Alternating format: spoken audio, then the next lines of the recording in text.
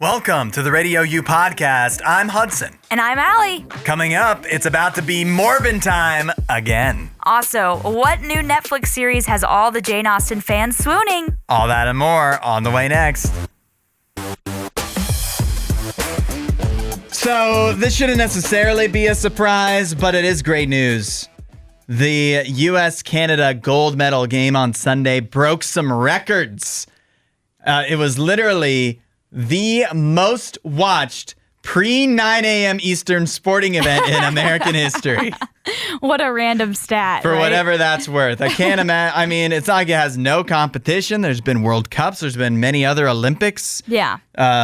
Although it's more recent that any of that would be broadcast live. But literally, this is, I guess, you hear that and I feel like it sounds less impressive than hearing that the event peaked at 26 million live viewers for the game-winning goal. Wow. That is a lot. 26 million people woke up by 9 a.m. Eastern. I guess at that time it was about 11-ish, getting close to 11. And is that just NBC or is that also counting Canadian viewers? That's just America. Okay. Yeah, that's just in the United States. I'm sure literally Canada the was entire watching. Population of Canada was watching that. Yeah, I'm sure. Even if they're on the westest of West Coast and it was still very early. Now, there's some things I feel like that helped this a little bit. I mean, the particular thing is a lot of people on the East Coast knew they weren't going anywhere on Sunday morning, but they also could have just stayed in bed and not watched the game, and they still chose to. Yeah, they still chose to watch the game. And like you said, I don't think there's much competition for this. It's still extremely impressive to see those amount of views for hockey, but they don't have much competition in the sense that, yeah, there's other sports like the World Cup or something else that would have early games for us here in the United States, but for the most part, it's never the final game. Mm-hmm. This wins it all. Yeah. This was the gold medal game, and it's at 8 a.m. our time. Yeah, which obviously it's a win for hockey. It's a win for live sports, which just shows the power because I can't imagine. It says the most watched sporting event before 9 a.m. Eastern in the United States, but what other thing before 9 a.m. would people be watching? I bet it's beating everything. Yeah, pretty much. Even the Macy's parade doesn't even start before 9 a.m. So even the other big event. So, but now we need to see, I'm calling on everybody, carry this over into the NHL season. We need people to be watching NHL games. Jack Hughes is back in action tonight. Yeah. Against my Buffalo Sabres. He better lose, but he's going to be playing. I hope he's partied too much these last few days, and he's just not really ready to go against the Sabres, and hopefully Buffalo gets a win. They only had 2 Olympians, so they had a lot of time to rest and prepare. Yeah, that's how I feel about the Blue Jackets, although I'm a little bit worried about all that time just resting on the laurels. How will they bounce back from that? But we'll see. It should be exciting. Hopefully rested, relaxed, but hockey starts tonight, so everybody jump back in. Yep. Find your favorite player from the U.S. team or the Canadian team or both. Connor Hellebuck for the Jets, he's not starting tonight. He's not. The Jets play, but I guess he gets a well-deserved rest. I think yes. But find your guy. Follow them.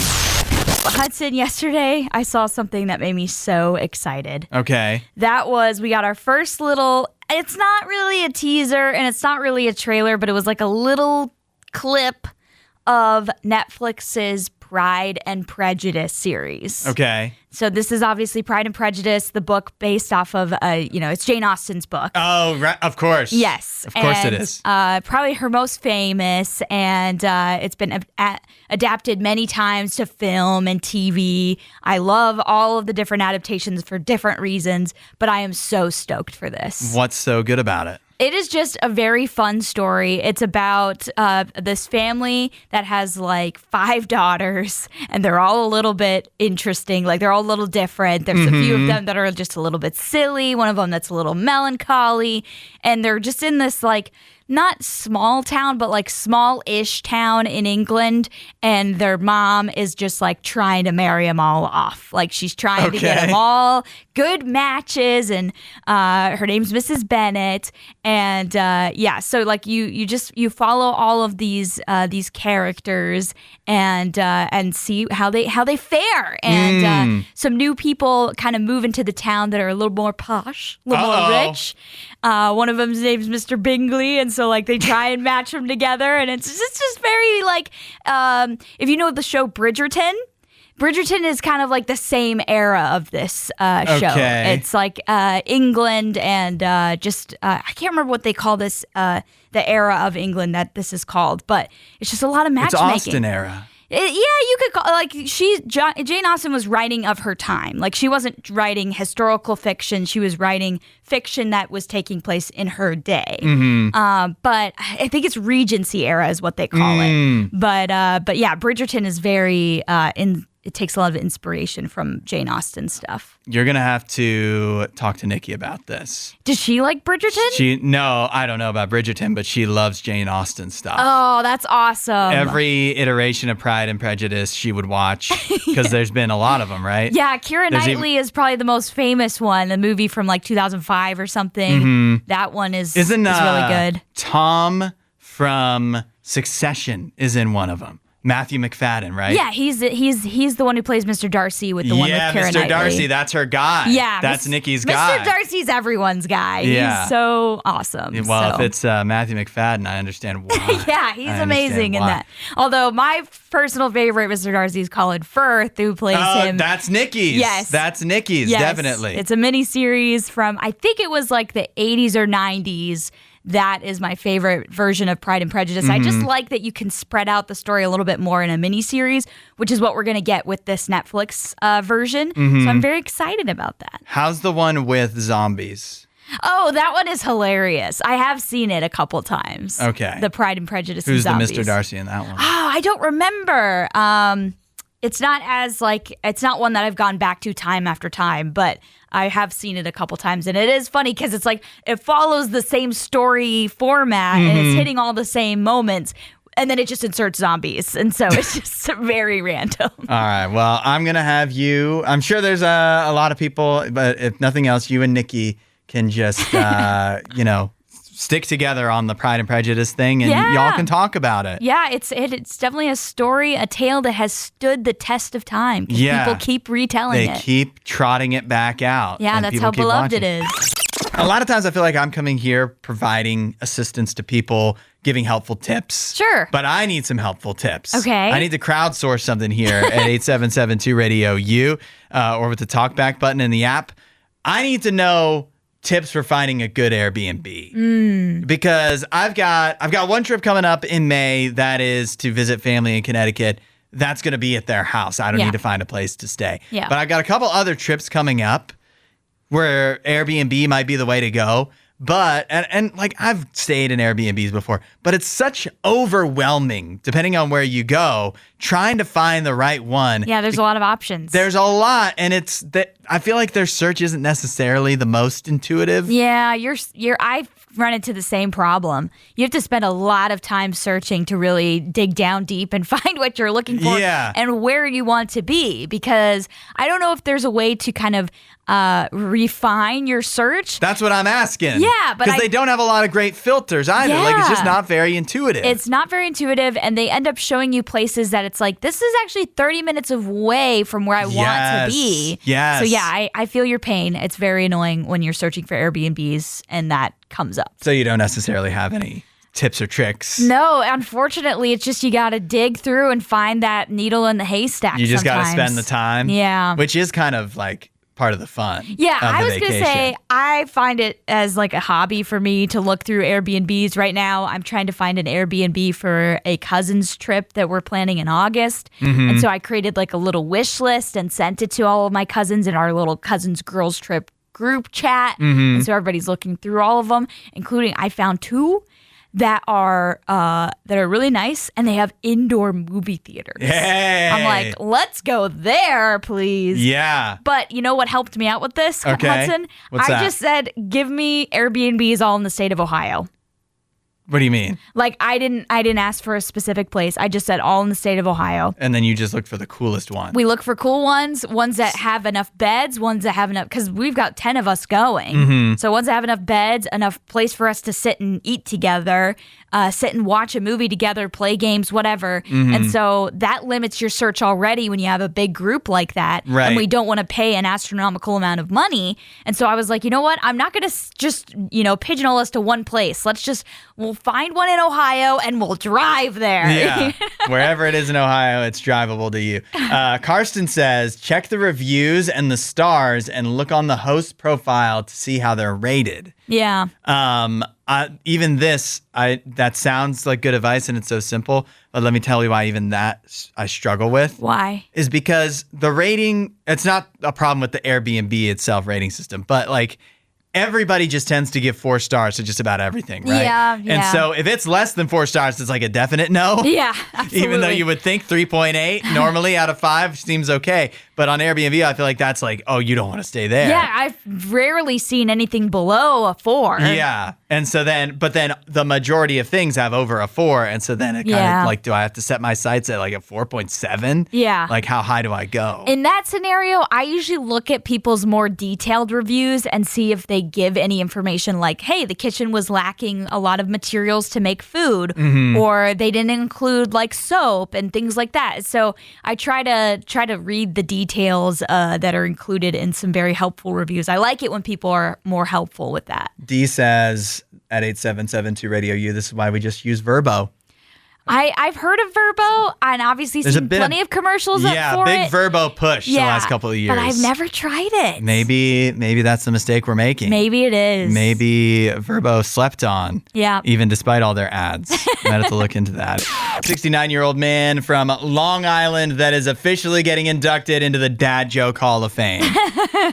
His name is Seth Bukowski.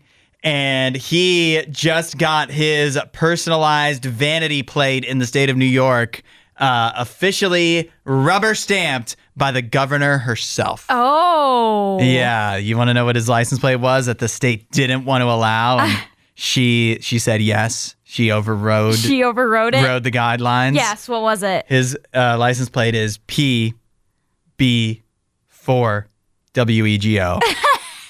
As in P before we go. Oh my goodness. He literally pleaded to the governor herself, Kathy Hochul, to get his license plate approved. And she called him personally and said she found it hilarious and she will be approving it. So, oh my goodness. He gets to keep his P before we go license plate. And I love his quote when he was asked. He says, "It's a relief in so many ways."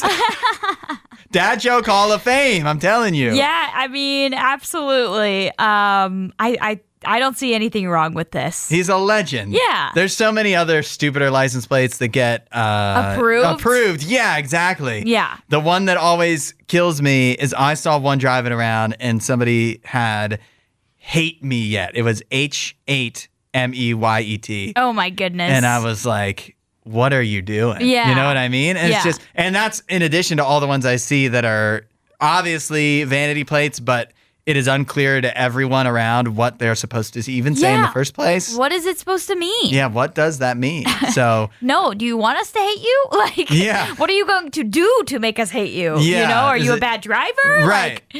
Yeah, exactly. What is it? So I'm just, when people see this out on the streets of Long Island, they're going to have a smile on their face. Yeah, they're going to have a little laugh in their car. And if your vanity plate can do that, I think then it's worth approving. Yes, I agree. So shout out to Seth Bukowski. Welcome to the Dad Joke Hall of Fame. You're a legend. I do want to make the Dad Joke Hall of Fame. I don't want to be inducted. I just think that should be a thing that exists. Oh, yeah? It should be a building. You want to make it yourself. I'll be the curator. Oh, I think you would be good at that. Sony Pictures seems dead set on hurtling itself towards bankruptcy, even in spite of the success of K-pop Demon Hunters. Oh, no. 8772 RadioU. Recent interview was done with the CEO of Sony Pictures, Tom Rothman, where he was asked some pretty revealing questions. One of which was, will Sony return to the larger Spider-Verse, as in Spider-Man movies that are live action that don't involve Spider-Man? Oh, yeah, like the Morbius stuff. Yep, exactly. Okay. which have been an abject failure So every bad. time they've been attempted, except possibly you could say Venom. But yeah, that's true. That one has worked out. he was asked on the Town podcast, is that version of the Spider-Verse dead? And he said no. They will go back to those characters with reboots, but with different people. With reboots? Yeah. So a reboot of Venom? We're rebooting. Well, yeah, Venom's dead, right? They're doing an animated, like, Spider-Verse, like, actual Spider-Verse version of Venom. I don't know if it ties to the Spider-Verse, but, like, that style. Okay, so like the Miles Morales Spider-Man Yeah, the stuff. animated Okay. Spider-Man movies that we got that have been really good. They're going to do Venom kind of style with that, but also it is possible now that the Tom Hardy Venom movies are done, at least for now, that we could get an entirely new version of Venom. But absolutely, Madam Web, Morbius, Kraven the Hunter, and many of these other Terrible movies. IPs that have not even been touched yet. Yeah. Definitely stand a chance of being rebooted or made into movies that nobody seems to actually want to see. Yeah, I was going to say the Madam Web movie looked terrible from the beginning. Even the trailer was like awful. At least the Morbius and Kraven the Hunter trailers like looked at least somewhat interesting. But when you went to see the movies, you're like, okay, yeah, these are terrible. But the Madam Web from the beginning was bad. Madam Web was so bad, even Sydney Sweeney couldn't say it. Yeah, she didn't even want to be a part of it, I don't think. That's not the only bad decision that Sony seems intent on making. And I guess this one is arguable from a money perspective. But did you know that Spider-Man No Way Home missed out on making a lot of money because it was not able to be released in China? I did not know that. Yeah. It's because the end of the movie, spoiler alert, I mean, the last 20 minutes of the movie are all around the Statue of Liberty. And they don't like that? And the Chinese Communist Party would not, of course, allow a movie with so much Statue of Liberty to be shown in their country. So it was not able to be released in China. That's so odd. Therefore, they weren't going to change that in that movie, but odds aren't that you'll be seeing the Statue of Liberty in any future Spider-Man or otherwise Sony movies going forward. Oh, because that cost them so much money. No. It still made $1.9 billion even without China, so I think it did okay. It still did very good. But think about how much more it could have made up for Morbius's losses. Yeah, but that scene was epic. I think it was worth filming it there. Yeah, that one was, but just keep in mind going forward, there's going to be a suspicious lack of statues of liberties. I really don't like, catering to what China wants. Well, they're catering to making money. Yeah, I don't like that. Which is their job. Ali, I've got a couple of new scientific studies that have just been done. Oh, yeah? I want you to they're both about sounds. I want you to let me know which one sounds more of a waste of time. They're both about sounds. Yeah. Okay. One was a study that was just published done by King Abdullah University in Saudi Arabia that discovered why when you're peeling tape off of a roll, it makes a noise. Oh, yeah, like I'm literally going through that right now. I'm in the process of moving. It's so annoying, and my poor cat Noelle hates it when I use like the packing tape. Yeah. Because it's like... But you never, I mean, to me, I never even questioned. It just makes a sound, but I never stopped to think, why does the tape make a sound when you peel it? I've always kind of wondered why it's so loud. I mean, I would expect there to be when you get some noise. the packing tape, it definitely is but really the packing loud. tape is so loud, especially as you start moving stuff out of the wherever you are. It's like the more and more echo there is, Yeah. so the louder it becomes. So they did that study. Meanwhile, there was also another study that was done that found that horses have the ability to whistle. The ability to whistle? Yeah. Just not with their lips like we would do. But apparently horses, obviously, like most people, the first thing you think of noise making horses is like they whinny, they neigh. Yeah. But they're also like, there's several sounds a horse makes, right? And sometimes those sounds are like two frequencies or something at the same time. Like there's deep and high notes at the same time. Interesting. Low and high notes at the same time. And they found that that basically horses have different things in their throat that both are capable of making noise simultaneously. Okay. And part of that is whistling. So it's they maybe can like whistle in their throat, but not like with their lips. Different windpipes or something that are, Yeah, I guess like bones and vocal cords and stuff like that. So, I don't know. Oh, interesting. It's still, I mean, even though they've explained it, it's still a little out of my pay grade to be able to understand fully. Oh, that's how I feel about all these studies. The headline studies. is that horses can whistle. Cool. Horses can whistle, and we know why tape makes noise. And why does tape make noise? Because there's like when you're peeling tape, I guess the tape itself is cracking at like supersonic speeds. Oh, yeah. Okay. Yeah, because like it's held in place, but then when you're pulling it off, it's like a billion tiny cracks. Yeah. That make it flexible the way it is. And so it's just and that makes supersonic noise. Yeah. Yeah. Okay. I mean, that does make sense. That adds up. I guess so, yeah. I don't know why we needed a study to prove that, but well, we didn't. That was Saudi Arabia. So yeah. that's their problem. Well, I just mean people in general. Yeah. You know what? It'll make an interesting segment of a YouTube video one day. A little interesting 3 minutes. Yep. A part of a 30-minute YouTube video that I will probably watch. I'll see a thumbnail that's like, why does your tape make noise? Yes. And then I'll watch it. I just realized I cannot tell a lie. I need to confess this to everyone. You have to confess something? Yeah, particularly to you. I literally just noticed this, like literally just now. What? I didn't put on deodorant today. Oh. I did not put on deodorant today. I have not noticed, so I think you're safe. I just noticed, and I'm the closest one to the situation. So I'm just putting that out there for everyone for later today.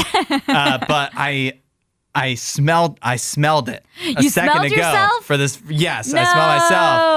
And then, you notice it, but then it just dawned on me. I smelled it for a second. I was like, wait, that's because you didn't put on deodorant today. Oh, so sad. Yeah. Well, to be fair to myself, my routine is a little messed up. Okay. Ever since I had my eye thing on Friday of last week, I've had to do things a little differently in the morning. Fair. And so just my routine of getting ready has been a little out of the ordinary, and that apparently today caused me to miss putting on deodorant. That's what I'm going to blame it on. Okay. Well, you could do what my boyfriend does, which is he buys like the 3 or 2 pack of deodorant, and he keeps one at home and one in the car. Yeah, I need a spare stick.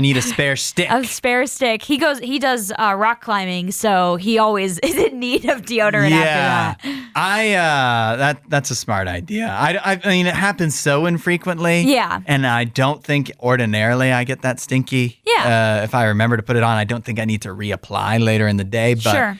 You can't be too careful because you don't want to be out here stinking. Nope. And apparently that's going to be me today unless I run an errand.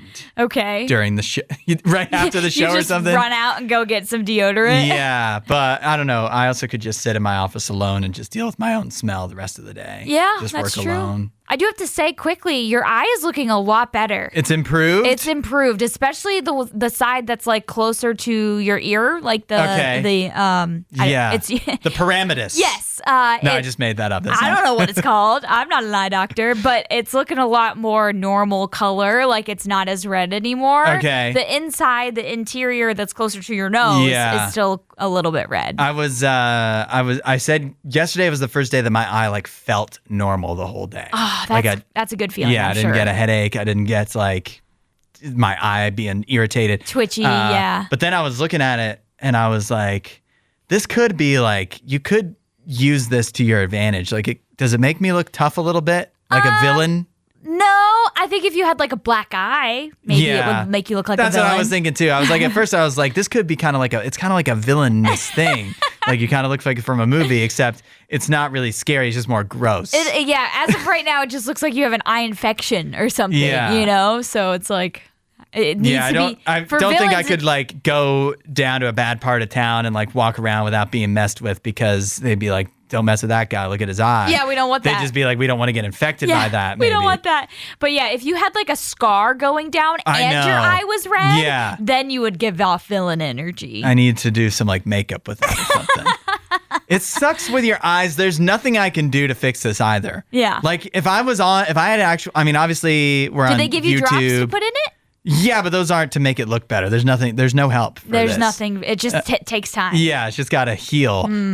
But yeah, if I was on like actual TV, if it was more than just the RadioU Mornings YouTube channel, they would have to give me like they would have to just be like, we can't have you on because you're scaring people. Yeah, they'd have to give you a pirate patch or something. Be like, it's Pirate Day over here at the except that it's gone on for like 4 days now. So it's starting to add up. Yeah. But yeah, it's like anything else on your face. If I had like a giant cut across my forehead, they could cover it up. Yeah, it could probably do something. But with my eye, it's just like there's nothing you can do. You just got to wait. Just got to wait it out. And wait and hope. Yeah. And so that's what I'm doing.